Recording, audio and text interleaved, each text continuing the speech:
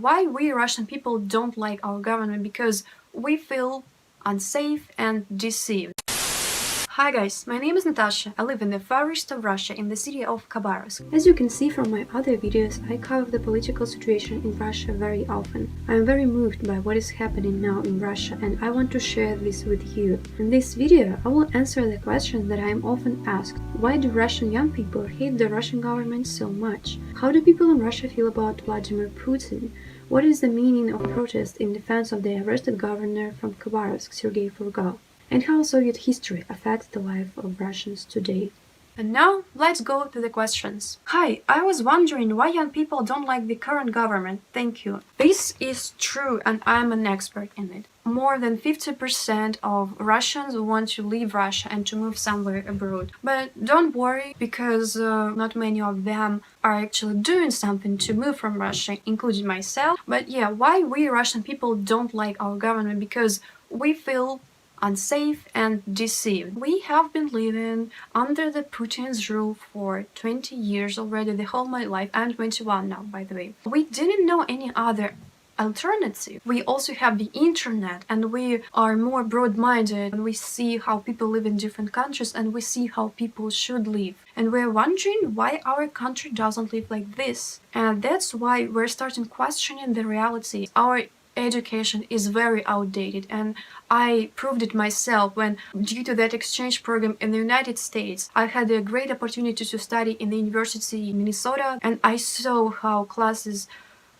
just everything is made for students. Yeah, you pay like $40,000 per year, but still you will have some job opportunities, you have job fairs, you have connections, you have networking. In Russian universities, even in the top ones, it's like very old, it's very outdated, and we want to do something, but our government is only restricting us, and they're passing very stupid laws. Now they're working on a law that will restrict educational activity. The universities have to report on their activity to the government. If the university wants to have some connections with foreign universities, to exchange some scientific works, they will be restricted to do this because our government is afraid of some external enemy. Another thing is that in general in the world there's a decline of violence, and we young people all over the world, and in Russia specifically, we are against violence and we don't accept it. But this is what our government is trying to root in us, and we don't like any kind of discrimination. For example, we have a very discriminating law against LGBT propaganda, and this law is very vague. It's just insane. And due to that sexual liberation and sexual education, more and more young people are just becoming more tolerant to the fact that people can have different sexuality, and we don't like to be discriminated, or we don't want our friends to be discriminated. Another thing is that our government is actually very afraid of some Western threat, and our Ministry of Justice passed this law about foreign agents and some non-profit organizations that are actually doing very useful work in Russia. For example, there is a center for the victims of the domestic abuse, and another organization is the AIDS Center. And by this law, now they're called foreign agents, and this law actually restricts their activity because now they have to make reports about all their incomes and to stand to this ministry, and every place where they mention the organization they have to write, oh yeah, actually we're a foreign agent.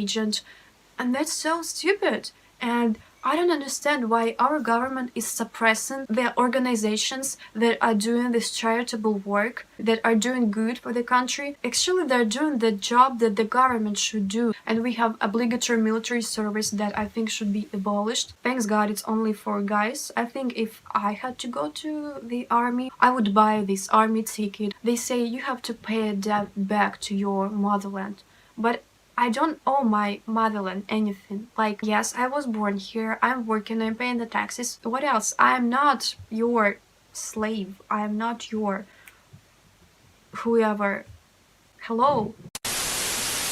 And our politics topic is continued by this question. What do you think about Vladimir Putin changing the Russian constitution to keep himself in power until 2036 or maybe longer? Does the average Russian citizen fear speaking out against him? And how aware are Russians that he controls all the media inside of Russia? Well, I think Putin is losing his electability, and I'm not sure he will be elected again. Like, people are respecting him less and less. Only stupid vatniks and some babushkas from the Putin's squad are defending him now. We can say bad things about him, but still there's some peculiarities. And you can see that even Navalny, oppositional leader number one in today's Russia, he made a film about Putin's palace, about the huge corruption. So yeah, it's possible to criticize him, but be ready to go to jail. Again, I think those who have critical thinking, that are aware that all the TV channels are under our government.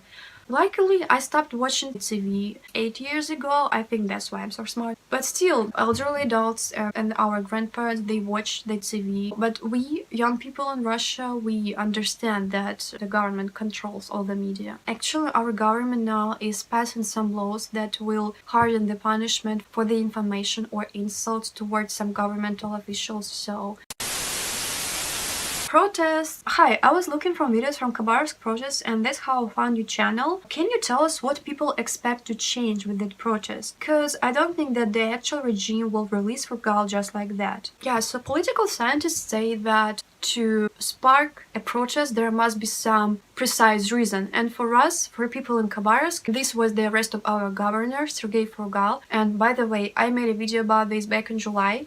You can watch it, even though we still don't know whether Furgal was killer as they are accusing him. I don't believe. I think that some oligarchs decided to put him to jail because Furgal has a stake in the Amurstan factory located in the Khabarovsk region, and they just wanted to remove him somehow. I know that it's contrary to the law to release Furgal just that simply, but we're just genuinely worried about our very good governor. It's another very unique thing, because governors in Russia are usually put by Putin, and they're usually stealing all the money, looting all the region, and people hate them. But in the Khabarovsk region case, people adored Furgal because he was from not the Putin's party, and he at least did something. So you see, we are ready to defend a person who is potentially a criminal just because he was an honest ruler.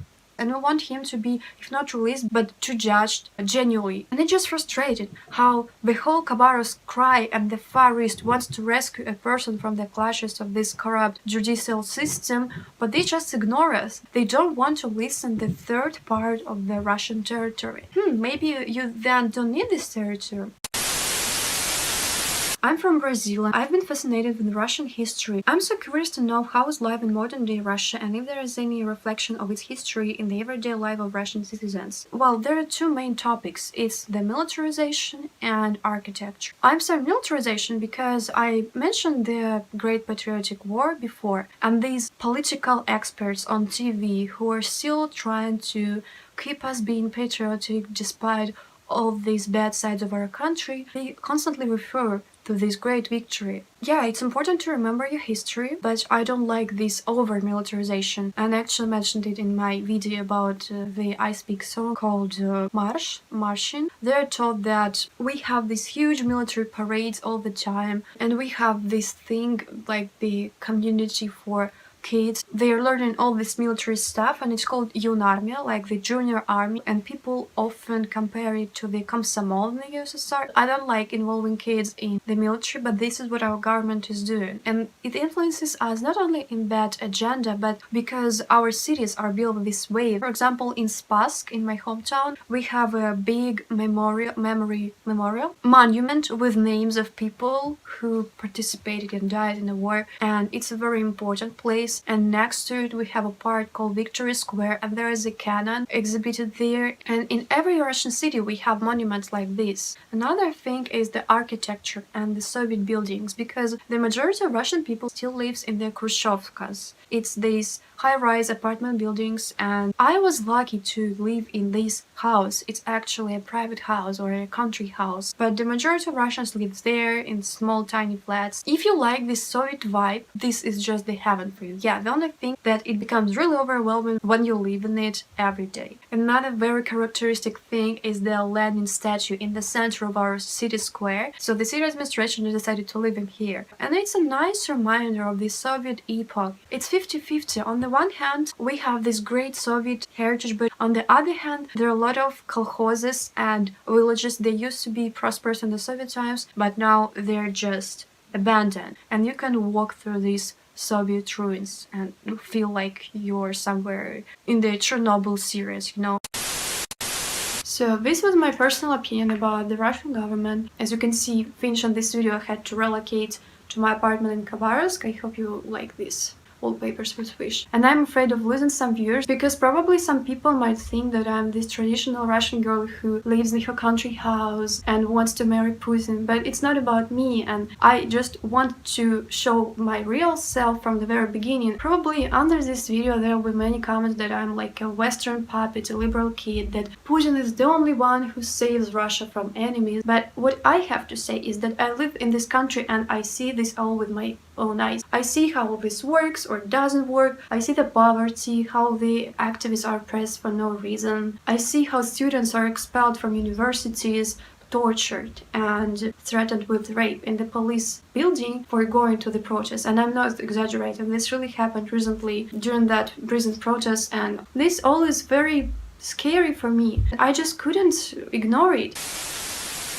But it doesn't mean that I want to scare you as foreigners to come to Russia. In fact, you will be safe if you come to Russia because you are a foreigner. And actually, my next videos are not going to be about politics, but I still will touch this topic from time to time because this is what really important for me. Anyways, I hope you guys enjoyed this video, and I've got a lot of new followers for the past week, and I'm really grateful to all of you for your DMs, comments. I want to say special thanks to my PayPals and patrons because guys, with your support I'm be able to buy new cameras soon, really soon, and the quality of my videos will improve, and I'm really glad about it. So yeah, thank you very much and see you in the next video.